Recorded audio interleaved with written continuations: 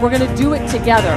We have to unify, put our petty differences aside, who's more powerful, who has the information, and let's work together in lockstep. You, the people, your stories are fascinating, they're real, they're organic, and they're the truth. Right now with Ann Vandersteel.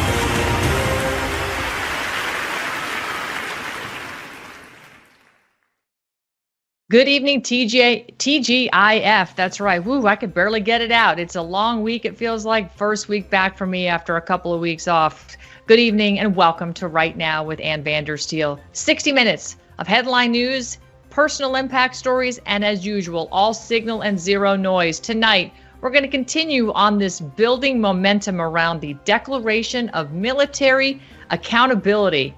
That's right. Resigned, not retired. He's very clear on that. Resigned from the military. Lieutenant Colonel Brad Miller joins me for an in-depth discussion on the genesis of this landmark document, hearkening back to the days of old. That's right, to our Declaration of Independence and our early days as a new republic. And it's a new day because patriots are standing up. We're going to also talk to Jake Lang from prison. That's right, coming up on the 3rd anniversary of the J6, shall we say, Fedsurrection. Jake Lang will be calling in live from the Gulag. He's got a lot to say and some new legal filings coming and new money, thanks to Patrick Byrne.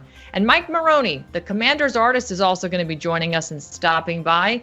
He's behind Andrew Magazine. This is a publication you're going to want to learn more about. All that brought to you by the Satellite Phone Store. Go to sat123.com and get your emergency communications backup plan.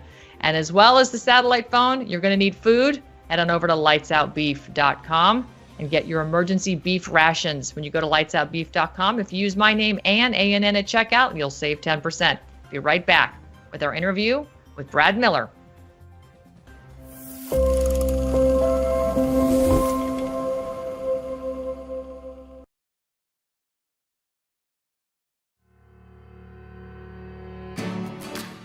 In today's modern world, knowing what you put in your body is crucial for maintaining optimal overall health. Many conventional health products claim to be good for you, but they may be contaminated with heavy metals, artificial chemicals, and toxins that could harm your health. Here at BrighteonStore.com, we believe your health and safety are our top priority. That's why we always go above and beyond to bring you the cleanest and highest quality nutritional supplements, superfoods, storable foods, preparedness items, and more. Support your health and this free speech platform by shopping at BrighteonStore.com today.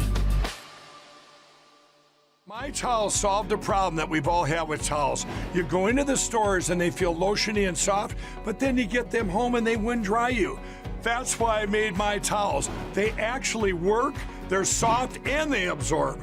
And now I'm excited to announce 2 brand new lines of My Towels.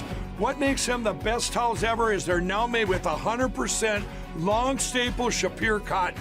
This is a combed ring spun cotton that makes My Towels even softer and more absorbent than ever. And now you get a 6-piece set for an amazing introductory sale price as low as $29.98. So go to mypillow.com or call the number on your screen. Use your promo code to get My Towels for only $29.98. Or you can get my designer premium line for just $20 more.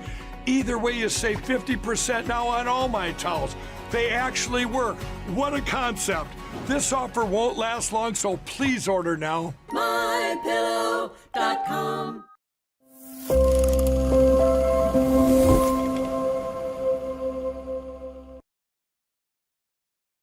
And good evening. If there's anything that we've learned over the last 4 years, is that no one should be subject to ever follow an unlawful order. That's right. Don't ever follow any unlawful orders or ever do anything that's mandated because it's not constitutional.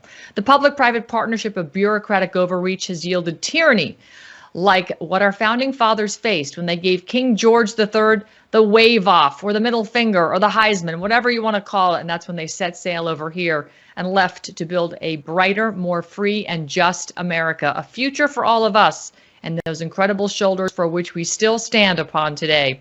Well, on January 1st of 2024, at 4 a.m. no less, a group of 231 service members and veterans ignited a new spark of liberty through the Declaration of Military Accountability.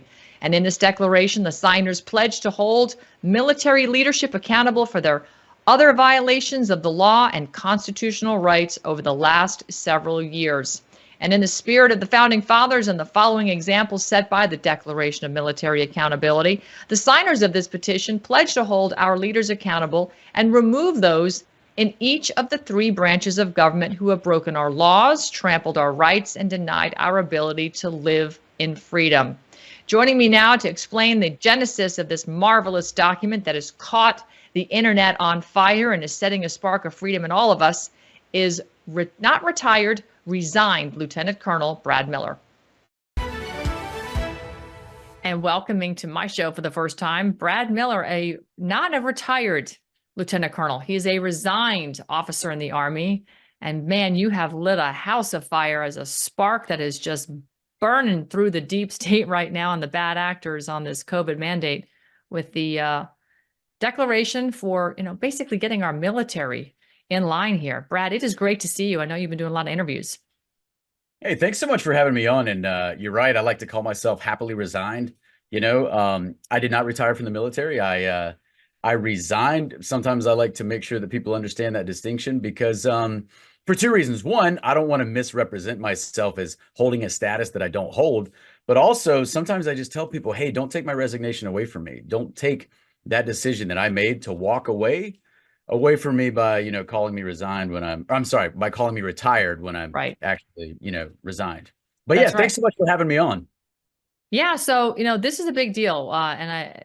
This has been burning up the airways, burning up Twitter, burning up social media, but you're one of the genesis, one of the founders of this open letter to all of us, the American people out here, that are hoping that we're going to have some white hat roll in and fix this problem we call, America, which has just descended into communism, pits of hell. But you all put together an open letter from the signers, from you all, on this Declaration of Military Accountability. First of all, let's just break that down. What does the Declaration of Military Accountability mean? Yeah, so first of all, it is a pledge from us, the 231 signatories, to the American people. So the way that you worded that was perfectly. Yes, we sent this to, the Pentagon leadership, and I use that term leadership extremely loosely. Very loosely. Yeah, but that was just to inform them. It is not addressed to them. It is addressed to the American people. So it is a pledge from us to say those in the Pentagon have had 2 years to kind of put their house in order. We have been informing them for 2 years that they have been breaking the law and that they have destroyed military readiness. They've done nothing about it. We've appealed to their oaths to the Constitution, their sense of duty, the law, their sense of integrity and courage. We've gotten zero traction. So now we're going to have to go about it a different route. Now, we're not going outside of the law. All we are asking for is that the mechanisms of law and military regulations that are already in place, that they merely be followed. All we're asking for is, this is not a political or partisan document in any way. All we're talking about is oaths to the Constitution, right, and senior officers being loyal to the oaths of the Constitution that they've made throughout their careers, and then following the law. And so we've decided to kind of make this pledge that we are going to do everything in our power, obviously within a legal framework. We're kind of promising that to the American public, that we're going to try and, put our own house in order. And by no means is the military the only institution right now that has problems. So obviously there are similar movements that are going on in other institutions, but what's going on in the military right now is should be disconcerting to every American. Oh my God, it's absolutely horrific to every American. And for me, just to give you a little color from where I'm coming from, Brad, I'm a DAR, daughter of the American Revolution. I have 2 sons that have served, or one still serving. I've got my father, who was a captain in the U.S. Army Air Corps, which became the Air Force. Mm-hmm. He was a test pilot in World War II. So to me, the military is, very precious, because I know what it demands of the people that decide to give up everything and serve and will die for this country. You just don't take that lightly. This is not a throwaway punchline at a party. Oh yeah, I signed to serve and I'll die for the country. No, they really mean it. You all really mean it. So when you personally, Brad, make a choice to resign, not retire, but resign and walk away from a career, that says a lot. It says a lot about what they were putting you through. And one of the last things I said to my son was, no unlawful orders will you ever follow, no unlawful orders. And that's in fact what Secretary of Defense Lloyd Austin was demanding that all of you do through the mandate. And, this is where the journey started with attorney Todd Callender and his lead researcher over at Vax Choice, Lisa McGee, who was brilliant. We started to question, who is Lloyd Austin and how would he dare ask his men and women to do this? He's putting them to death. That's when we learned he didn't have an oath of office on file. Nothing was properly done with his, nor anybody else in the Biden cabinet, nor Kamala Harris and many others. So I think this, declaration of military accountability is of the utmost importance at this point, because clearly, I don't know how we're going to hold people that don't have an oath sworn properly accountable. Have you all sort of addressed that issue? I don't know that we've addressed that specifically. I'm aware that issue appears to be out there, which is, its own problem and it's in its own right. Something that's interesting about both Lloyd Austin and the previous chairman of the Joint Chiefs, Mark Milley, is that when I first graduated from West Point and first entered into the Army as a brand new second lieutenant, my first brigade commander was then Colonel Mark Milley, and my first division commander at the same time was then Major General Lloyd Austin. So they wouldn't have known me at all. I would have just been one second lieutenant in these large units. But it's just kind of interesting where from that moment you fast forward 20 years and you see where they kind of are and you see where I am. There's just an interesting personal anecdote there. But more to your point, I really like what you said about the conversation that you had with your son, no unlawful orders. So here's something that the average American needs to understand. Yes, the military is predicated upon the following of orders. That is absolutely true. Do you have to follow orders? Yes, you do. Do you have to follow orders that you do not like or that you even believe could perhaps be unsound? Yes, you do. Now, you may have a conversation about, with your commander about why you disagree with those orders, but ultimately you may reach what we call the salute point and you have to obey that order. That is different, though. There's an enormous caveat, though, when we start talking about orders that are unlawful. You not only are you not obligated to follow an unlawful order, you are actually obligated to disobey that order. So when people say, hey, you're in the military, you follow orders, that is true. And we can't have a military in which everyone just kind of wants to pick and choose what orders they want to follow. But again, you look at what the military is supposed to do. The military exists to execute violence on the behalf of the American public. So it damn well better do so morally and ethically and within the framework of the Constitution and the laws. If we cannot trust military leaders to execute violence on behalf of American public and the laws that we're a nation, that abides by the rule of law, then we can't have a military that we can't trust to operate morally and ethically. And right now we do not have that. Oof. That is absolutely a fact. And I one of the pieces I want to pull out of your declaration, and we'll put it up on the screen here, is with respect to, in paragraph, it says, while implementing the COVID-19 vaccine mandate, military leaders broke the law, trampled constitutional rights, denied informed consent. Remember, the vaccines had blank pieces of paper in the package insert. You had no idea what was going in your arm. Yep. Permitted unwilling medical experimentation. It was an emergency use authorized treatment only. Yep. And suppressed the free exercise of religion. Service members and families were significantly harmed by these actions. Their suffering continues to be felt financially, emotionally, physically.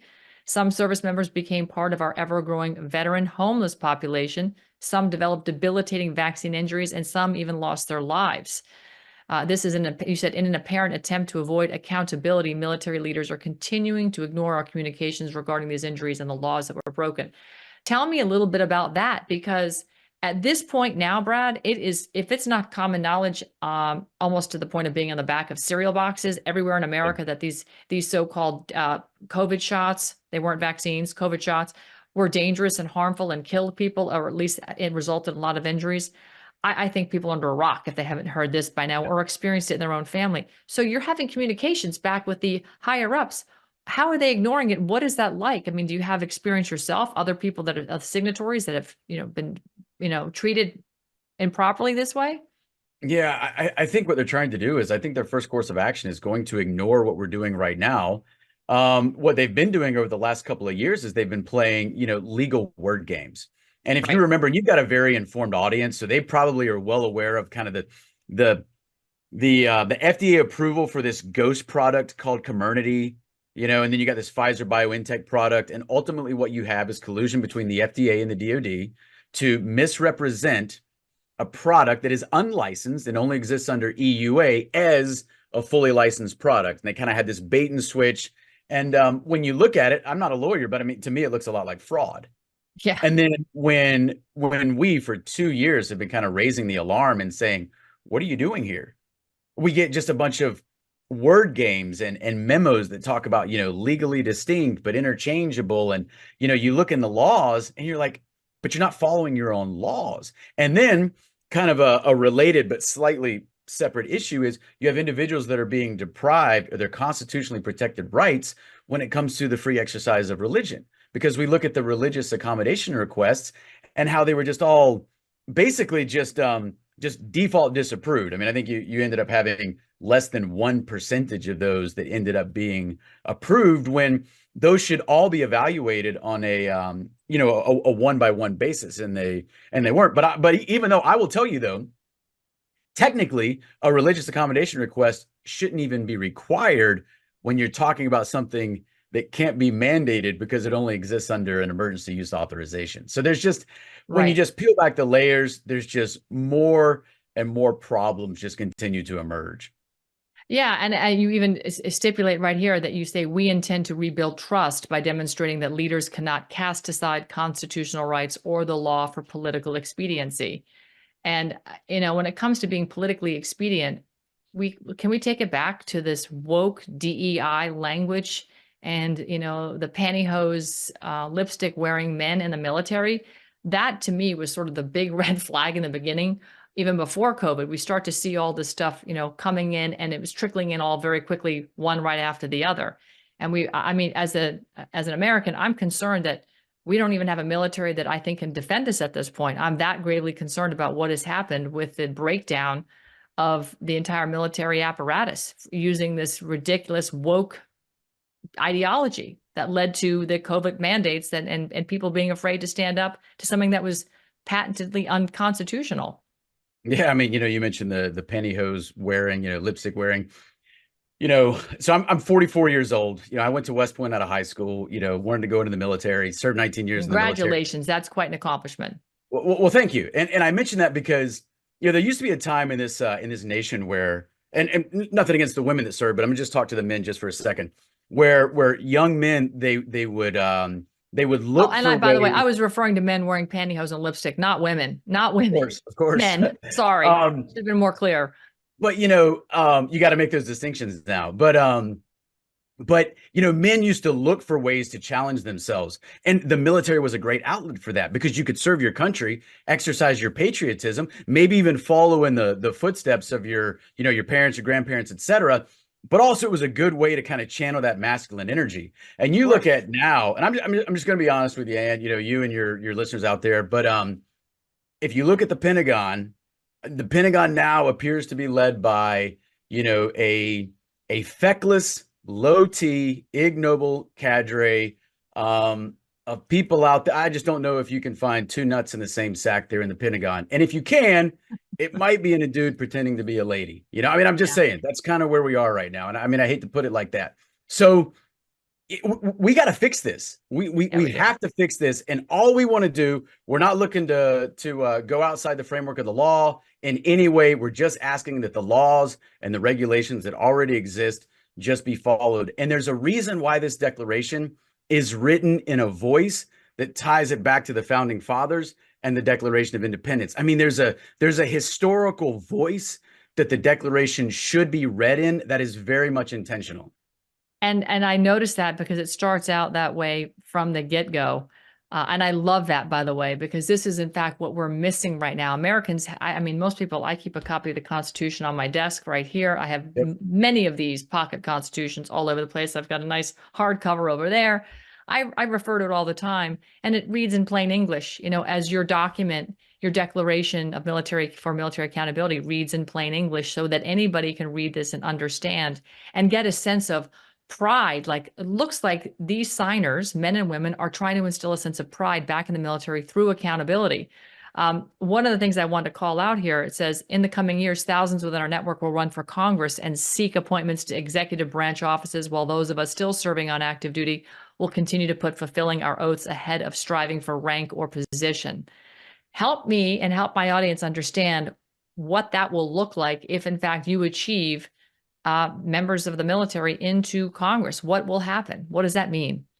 Yeah, so we just want the Department of Defense is very powerful, like that is true, but it does not exist as this independent entity that's just, answers to no one. We've all heard the term the military industrial complex, et cetera. And yeah, that exists. And yes, it's very powerful. But again, it has to be regulated. It should be regulated. We know the military is supposed to answer to civilian leaders. Right. So what we want to put individuals in positions, again, within the framework that already exists legally, to just hold these leaders accountable. All we're saying is right now, our most powerful government agency no longer represents. So, we talk about elected leaders, right?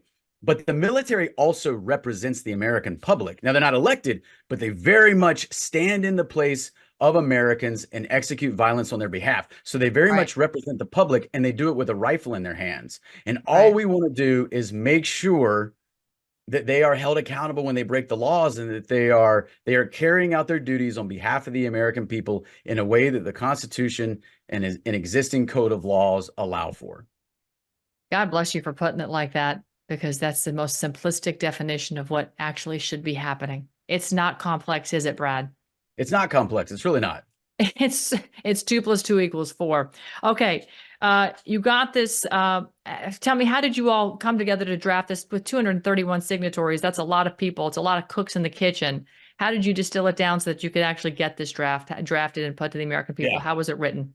So it started with one person, and then it was socialized to kind of a small core of people, and then went out to the 231 that signed it, and then from there to the American public. How did the 231 come together?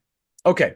So Rob Green is kind of the mind that wrote this. If people don't know Rob Green, he is a currently serving naval officer. He wrote a book that was appropriately published on July 4th of 2023 called Defending the Constitution Behind Enemy Lines, which tells the story of what's been going on the last couple of years from the perspective of the service member, Rob Green. So if people aren't familiar with him, look him up, get his book. It's fantastic. You know what? I actually have a copy of it right here. I just happened to... Not planned, folks. Not planned. Just happened to... Give him a plug. Give him a plug. That's it, right Robert there. A. Green I mean, he deserves it. So Rob Green, yep, good friend of mine, but also somebody that I completely look up to. So he puts the book out, and I mean, at enormous risk. I mean, he's still serving. He's still in uniform. And then... Did he have to get it approved by the Pentagon? And anybody there have to read it before he published it? I don't want to speak for him exactly as to who he socialized it. I'm sure he's told me. I just don't remember. But I know that he pulls no punches in this book. So if you want to know if names are named, names are named. Okay. Wow.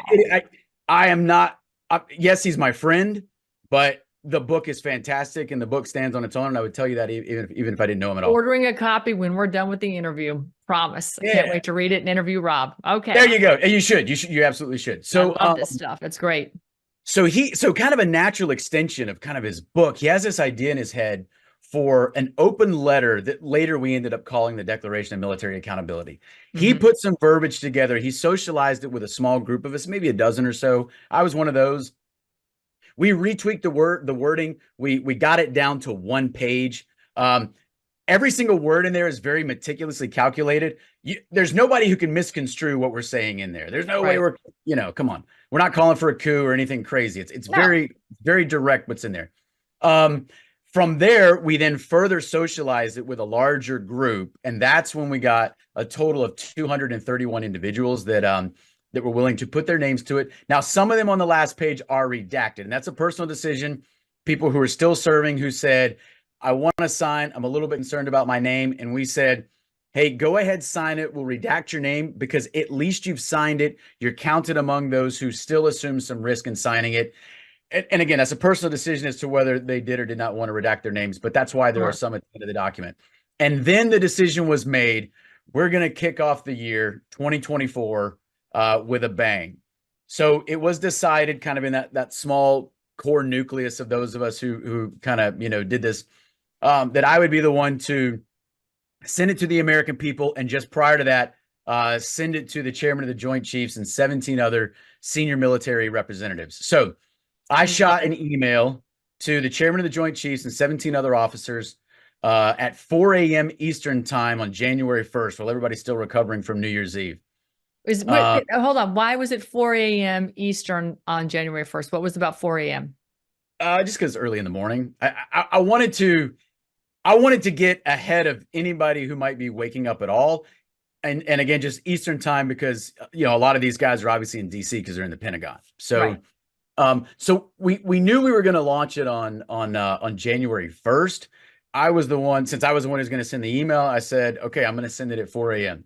So at 4 a.m. Eastern time, I hit send on an email that basically told the Pentagon leadership, the 18 who received it, hey, listen, you have violated your oath to the Constitution. You've broken the laws. We've been telling you this for 2 years. We've gotten nowhere. Yeah. And I attached the declaration, and I told them, this declaration is addressed to the American public. We are merely informing you, out of respect for your positions, that this document is about to hit the streets. So I hit send at exactly 4 a.m. Eastern, January 1st. By 4:07, I had a tweet out with a screenshot of the body of the document, and that has now been seen 3.8 million times. And so, I mean, it just went. We knew it was going to be big. We did not know that it was going to be as big as it has been. And I will tell people, the outpouring for us has been tremendous. Now, have we gotten some trolls? Have we gotten some people with a middle school level analysis of like civics understanding? Yeah, of course. But and people keep asking us, perhaps the most important thing, people ask us, how can I help? Can I sign? So go to military.accountability.com, and you will find the original declaration, the 231 signatories, but you will find a petition that is kind of associated with that. It's just a natural extension of the declaration. Anybody, and I mean anybody, can sign that petition. We want everyone to sign it. It does not matter whether you are affiliated in any way with the military. It does not matter. You can sign that petition. Please do, and then share it with everybody you know. I love it. Honestly, this is such music to my ears, Brad. I love the fact that you've actually said that you will pledge to recall from retirement the military leaders who broke the law and will convene court-martials for the crimes they committed. That's what America wants to hear. We want extreme accountability. And frankly, it's not even extreme. It is just following the letter of the law. And I don't think anybody wants any more, any less, but they want it done. And I got to tell you, it's inspirational for someone like myself that preaches tactical civics, which is really mobilizing the people at the county level to stand up grand juries and militia. Second Amendment, well-regulated per their state constitution, the U.S. Constitution. It's all in there. Nothing is crazy. And it's to support our sheriffs, and it's to support the people's grand jury when they investigate and indict and present to a sheriff. Here's somebody that needs to be arrested, and they need to be tried in a common law court, Article 3 court with a jury of their peers. You all handle the court-martial stuff. We'll handle the common law court stuff. That's our civic duty we have to do. And I think with us coming together like this, Brad, nobody can stop what's going to come from the people, because we are the government, and you all swore your oath, and we have to, or we need to. So I'm just bravo. So happy. Hey, thanks so much, and I really appreciate it. Yeah, my pleasure. It's great to see you. And anything else we can do to help you, by all means, you have me on speed dial anytime. Okay. Hey, thanks so much. Cheers. All right. Bye-bye now. I'm excited to announce that we're bringing back our best offer ever on our original My Slippers. You save $90 a pair with your promo code. And now My Slippers come in even more sizes. Smaller sizes, larger sizes, wide sizes, and all new styles and colors. Get them for your friends, your family, your neighbors, everyone you know. What makes My Slippers different is my exclusive 4-layer design that you're not going to find in any other slippers. My Slippers' patented layers make them ultra comfortable, extremely durable, and they help relieve stress on your feet. I'm so confident that you and everyone you know are going to love My Slippers that I'm extending my 60-day money-back guarantee until March 1st, 2024, making them the best Christmas gifts ever. So go to MyPillow.com or call the number on your screen now. Use your promo code to save $90. That's only $49.98 a pair. Quantities won't last long, so please order now. Your own government has the power to activate a kill switch on all telecommunications. instantly shutting down all private phone calls and texts. An EMP weapon or solar flare can achieve the same result. Rolling blackouts or permanent power outages will also take out the power supply to cell tower antennas, rendering mobile devices all but useless. During these emergencies, how do you stay in touch with the important people in your life anywhere on the planet? The answer is the Bivy Stick at sat123.com. The Bivy Stick is a two-way satellite text messaging device that uses a satellite constellation, not cell towers, to send and receive text messages. It works anywhere on planet Earth, including in war zones or blackout areas. In unpredictable times, the Bivy Stick helps you stay connected when it matters most. Visit sat123.com to get one while they're still available.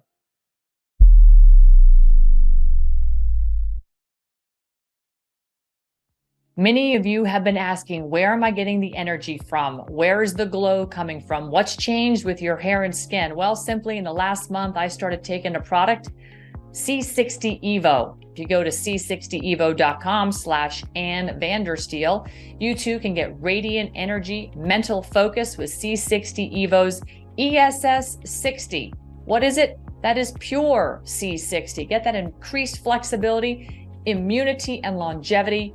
And guess what, folks? It's not only for people too. You can get some for your pets. My animals are on it now.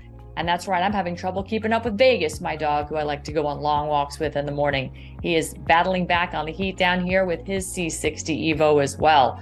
Go to c60evo.com/Ann Vandersteel and try their delicious oils that you can eat and add into salads or put on your food, and also incredible facial serums and creams that are making a massive difference in the texture and feel of my skin. c60evo.com/Ann Vandersteel.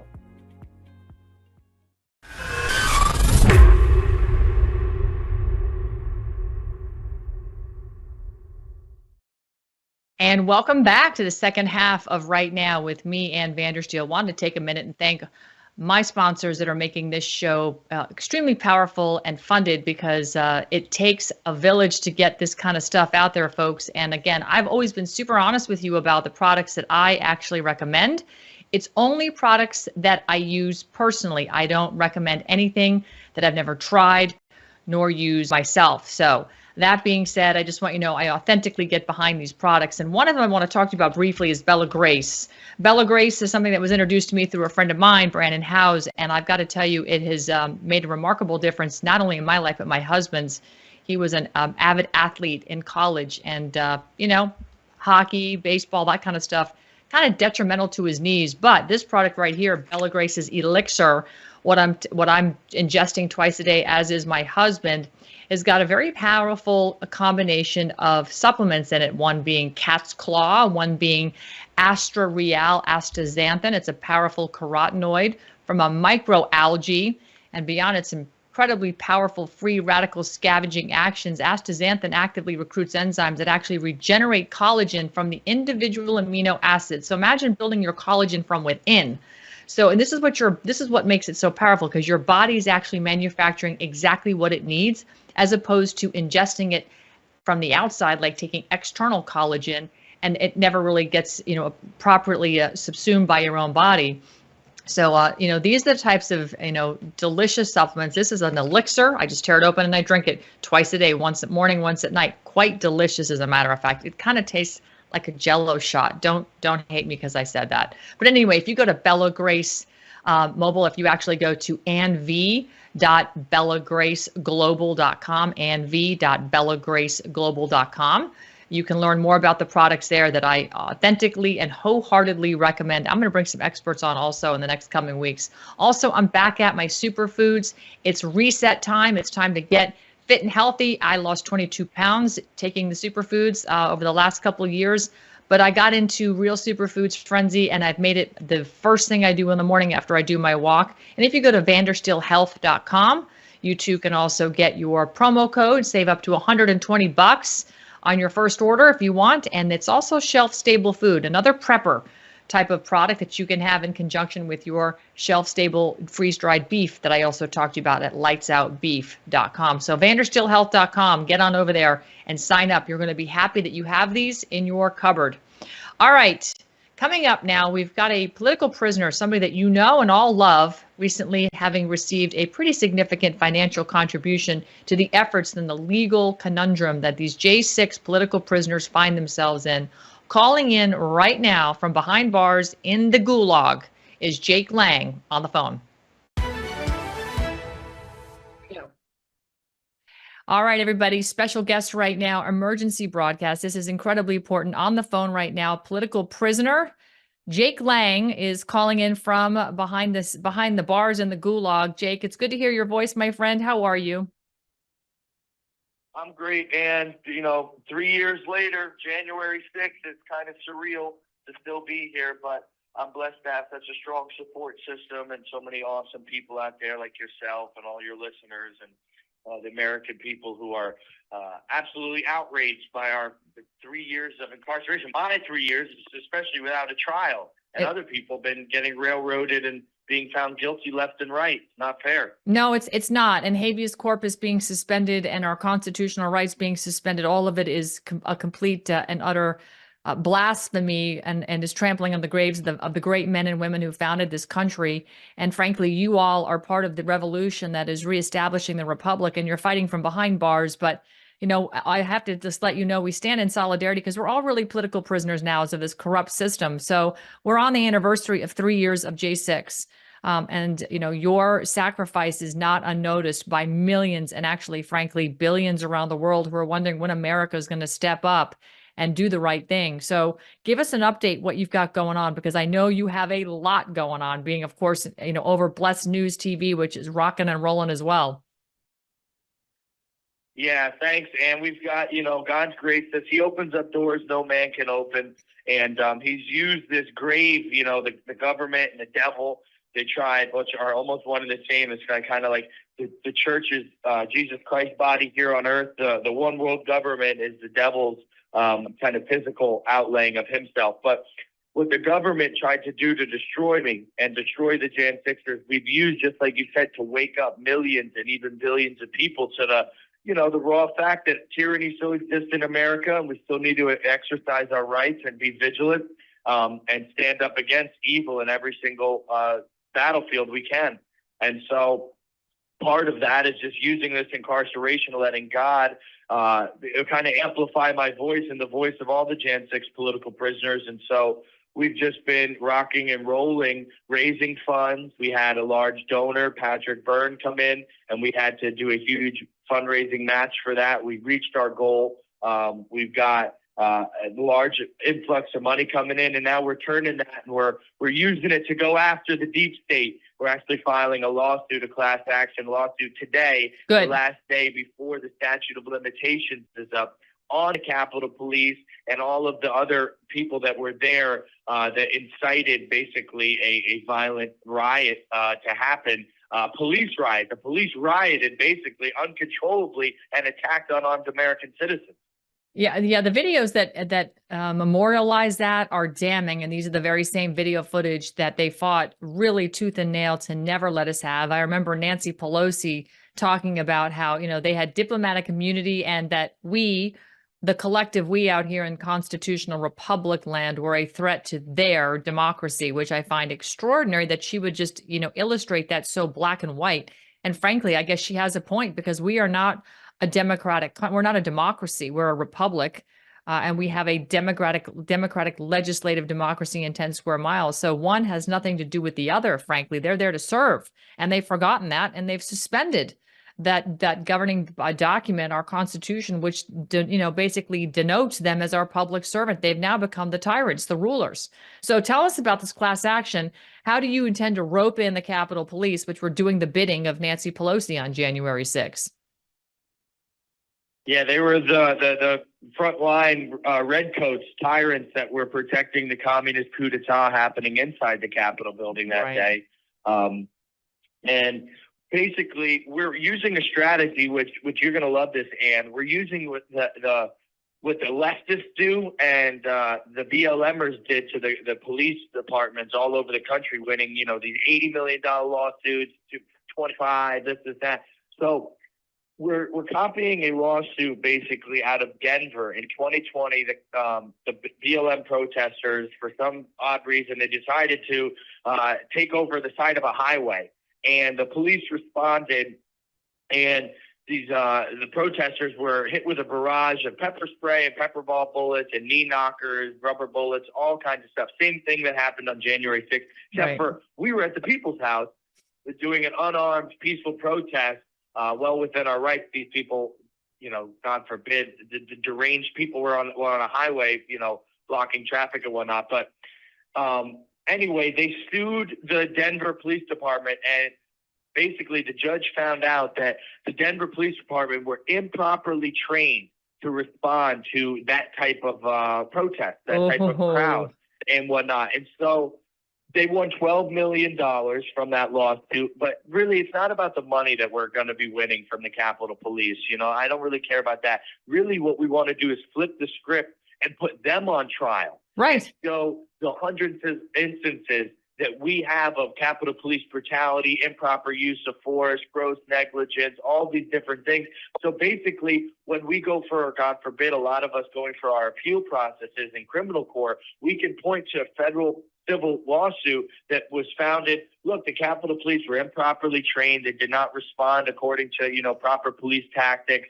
They used, excessive force and police brutality. And so what we're going to be able to do is have the lawsuit and have this court case where the Capitol Police are in the defensive position, the government is in the defensive position, and we can outlay all of the evidence of January 6th, not these just small little bits with our criminal cases. You can only say what happened to you specifically. This is going to be an entire investigation, basically, our team is going to do into the Capitol Police's response that day, right, and how it was inadequate and full of, violent outbursts. There's plenty of video footage out there. It just came out in the new J6 movie that the Capitol Police knew that they were set up. They also knew the Washington D.C. Metro Police knew that they were set up. They were not briefed, and none of the information about any of the threats that were going on that day were ever conveyed. And so there's video footage of the actual law enforcement complaining about how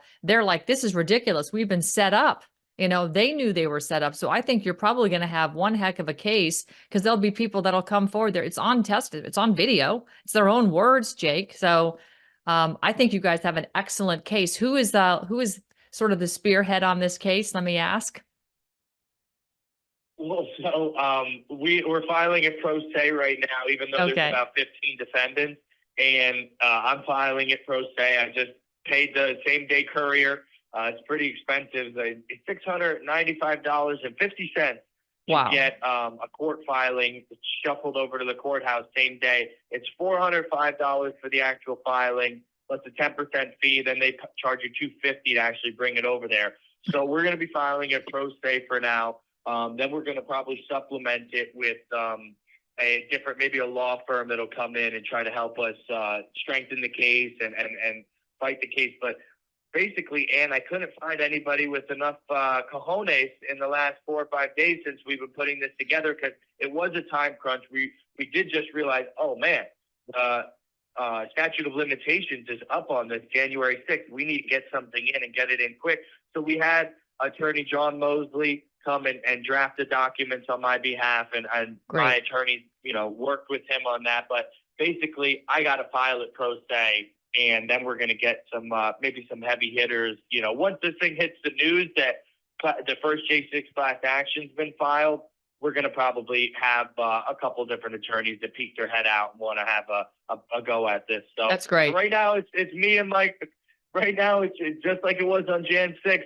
Just me and my compatriots. No big dogs. Just Jan 6ers themselves. Hey, you know what, Jake? As far as I'm concerned, you guys are the big dogs. You're the heroes in all of this, and you're standing up for all the people who died that day, unnecessarily so. They were murdered by the Capitol Police, murdered by the Metro. None of this ever had to happen. Nancy Pelosi has blood all over her hands, thanks to her. The murder that happened of Ashley Babbitt, God rest her soul, everybody, none of this had to happen. None of it did. And I think you are a shining example of what it means to be a God-fearing man who is standing on his constitutional rights, and you're not letting these people, set the bar. You're setting the bar, and that's how it should be. And, Jake, we stand in solidarity with you. I'm going to be speaking at a J6 event tomorrow. And, of course, I will be bringing your name and those who perished that day. So thank you so much.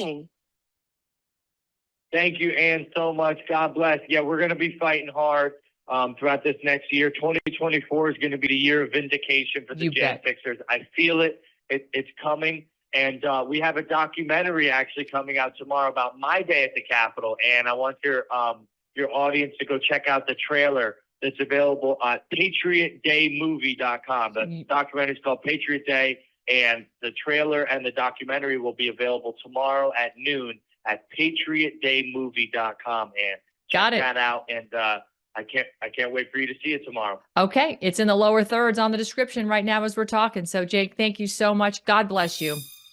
Coming up next, a great guest, a great friend, and a true patriot, someone that you know out there known as the Commander's Artist. Well, he's also publisher of this fine magazine. Andrew, if you haven't heard about Andrew, you're going to want to hear all about it now, because if you are missing the days of bygone, the good old days when you actually picked up your magazine and you enjoyed feeling it and looking at the pictures and reading the articles, and it had real thick, heavy-duty paper, the kind of magazine we used to have back in the good old days, well, it's back. And the publisher here joining me now as the Commander's Artist is Mike Maroney. Mike, good to see you. And good to see you again. It's been a while. Listen, I love this magazine, and I love the fact that you're doing it as the publisher, and I love the fact that you've given me an opportunity to write for it, which is even more extraordinary. You should be promoting that article. It was a very good article, and I went all out for you, just for layout. You did. First of all, people need to understand this magazine is spectacular. It's based on the name Andrew comes from one of our favorite presidents. Why don't you talk us through that? Well, I was going to tell you a little bit about us if you want me to tell you. Please go right ahead. Floor is yours. Well, our mission, this is our mission statement, the mission of Andrew Magazine, which is Andrew Jackson. He was against the banking system. Yay. Yay. So we couldn't come up with the name, but I want you to hold the to show you something. We were struggling for a name that represents the republic, because we've been deceived that our country is a democracy, which is not true. It's not. We're a republic. Well, by chance, I come across Andrew because I saw this picture in Donald Trump's office. He hung up Andrew Jackson. I'm like, why? And then it hit me. If you look at the D and the R, the D stands for the Democratic Party, and the R stands for the Republic. The Democrats are trying to reverse the Republic into socialism, communism. That's why the R is reversed. I said, oh, I like this. Take the DR out, you get the word ANEW. What are we all trying to do? Anew. The name says it all. That is. It's fabulous. First of all, it's a stunning print. It's absolutely stunning. I don't read magazines anymore because they don't feel good in your hands. The paper is flimsy. They tear easily. They get destroyed in the mail. This magazine is gorgeous, heavy duty, heavy stock. It's meant to be on your coffee table. And I had to go grab them off my coffee table just to do this segment with you. But the artwork is absolutely stunning in the magazine. I'm just blown away by the quality of the artwork. So thank you so much for making all of us. I never thought I would be doing a magazine, but yeah, and I do 90% of the paintings in there and the graphics. Yep. All you've got Ben Garrison in here as well. You've got a fantastic artist joining as well. So what is the goal with Andrew? You want to get people educated, obviously. Well, what's the real goal here? The mission statement for Andrew, if you don't mind me reading, because I know a lot of people please do look at the camera, but the mission of Andrew magazine is to increase the public confidence in all things American. It's an Americana magazine, whether you're left or right, I don't care. But if you're an American, this is for you. We want to educate you who we are as a people. We're losing that. We want to bridge the party lines, which we should be doing. And we want to unite the young and the old to the traditions of our constitutional heritage, which is missing. So that's our mission statement. Our vision was pretty simple. Andrew, we wanted to fill an information gap that is widening across America. We seek to provide and inform respite from the echo chamber of all media types and renew the minds of readers about leaders and their sacrifice of the past and why they are important to our future. After reading an issue of Andrew Magazine, this is it. A reader must feel refreshed, awakened, and inspired. That's the thing. We don't want something you read and go, wow, I just wasted 10 minutes. Oh, by the way, you didn't see this one. I'm going to send it to you. Look at that cover. I painted Kennedy's that on the cover. cover. All the covers are painted. Yep. Or I do a painting they put on the cover. So don't think you're going to get a painting on the cover. Someone's going to call and say, hey, I didn't get a painting. But no. We want to cover politics. We want to bring back history. We want to kind of educate people on the politicians. I mean, they do have their opinion here and their opinion here, but let's get to know the person, who this politician is, to make an informed decision. Yeah, we do recipes, American recipes. Yeah. Everything American is in here. This is like the 1950s America. I feel like I'm stepping back in time to the happy days when I pick up this magazine. I immediately settle down and go, I can't wait to sit and read this from cover to cover, because it is so refreshing to see like something that makes you happy, which we need more of, to be honest. Well, the Saturday Evening Post in life was my motto. They even had stories in there. So we do have a writer now that's going to do a story in each issue, maybe a series. I don't know. Kind of like a Reader's Digest sort of a thing? Well, just her blog, her story. I shouldn't say blog, her story that she's going to write. She's a very good writer. We got 50 writers, by the way, and we rotate. So we don't use the same people every issue, so you get more more variety of opinions than having just 10 writers doing the same thing over and over and over. It becomes mundane. And we're increasing. If anyone wants to write for Andrew Magazine, all you have to do is go to author.andrewmagazine.com and sign up. Author.andrewmagazine.com and sign up to be a writer and a contributor. Well, I got to tell you, it's an honor to be able to be in the Christmas edition and talk about how America, has that tradition of Christmas, right? What was significant? Why was it unifying? Yeah, and we lost it. We lost it all, but we're getting it back. And Trump started it. Merry Christmas when they said Happy Holidays. So he kind of got the worst. Rolling. Yeah, that was. You go out shopping, you see X Mass. They're like, what happened to Christ in Christmas? They even cut him out with an X. They put an X Mass. I've seen that everywhere. I'm of the opinion, Mike, that to my Jewish friends, I say Happy Hanukkah. To my friends who celebrate Kwanzaa, Happy Kwanzaa. To those who celebrate Christmas, Merry Christmas. What is so offensive about addressing the people from the religion in which they practice? There's nothing wrong with that. You're actually paying homage and respect, in my humble opinion, when you address them as such.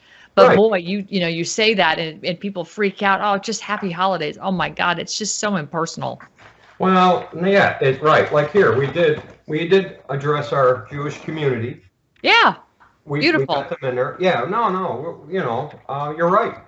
We should respect each other's religion, as long as that is under the title religion, not terrorist religion. Right. It's different, people. Yeah, we don't support jihadis. I agree with you. We're not into jihadi. Now as far as being a Muslim, that's fine.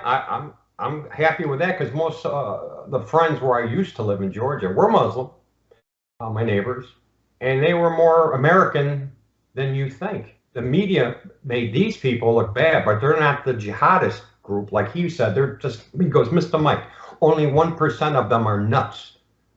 This is my neighbor. He was from Middle East. But anyways, Adam was his name. Nice guy. Right. I met him when he moved in. And I was, this is back when they were promoting all this fear. So he moved in. I walked up to him. I said, hey, I'm Mike. And he goes, oh, I'm Adam. I go, you don't do this, do you? And I went like that, right? He looked at me, started laughing. He goes, Mr. Mike, you're so funny. He goes, we're going to get along great. Oh, my gosh. Talk about politically incorrect. You're hysterical. Well, all right. So, Mike Maroney, you are known as the Commander's Artist, made famous through General Flynn, all the incredible art you've painted over the years, even painted this ugly face a few times. Took you about, I don't know, 6 tries to get the nose right. And I can appreciate how hard that was, by the way. Now, I would have got it the first time, Miss Barbie. Oh no, it's all good. Now. Well, listen, we're out of time, but I want to have you back on because I know you're going to have some pretty spectacular editions coming up. There's a one that's going to feature perhaps maybe one of America's or the world's most favorite general. We all know and love General Flynn, so we're looking forward to that issue. Shout out. There's a movie coming, and we have a 2-part interview we're going to do with him. Yep, so General Flynn's movie's coming up soon. You're not going to see the interview anywhere else, but in that particular magazine. There'll be interviews out there, I'm sure, but not what we're going to do. Nope, not what's going to happen. And I'm a good friend of his, too. We know, the Commander's Artist. So if you want to get the magazine, you all have given me a promo code, which helps fund what I do over here, and I'm grateful for that. Thank you. It's AV. Go to AV. Promo code AV, andrewmagazine.com, promo code If you go there, she'll have me on the show more. All right, Mike, listen, you have a happy new year. It's great to see you. My best for your beautiful bride, Corinne. We'll run against each other real soon. You got that right. I'm looking forward to your next story. I'm looking forward to writing it too. I've got a big one. I've got a big one hopping up right here. You have a great day. Thanks to your audience. Yeah. Thank you. Thank you. All right, everybody. We're out of time. I hope everybody has a blessed and wonderful, restful weekend. It's 2024, year of exposure. So buckle up, folks.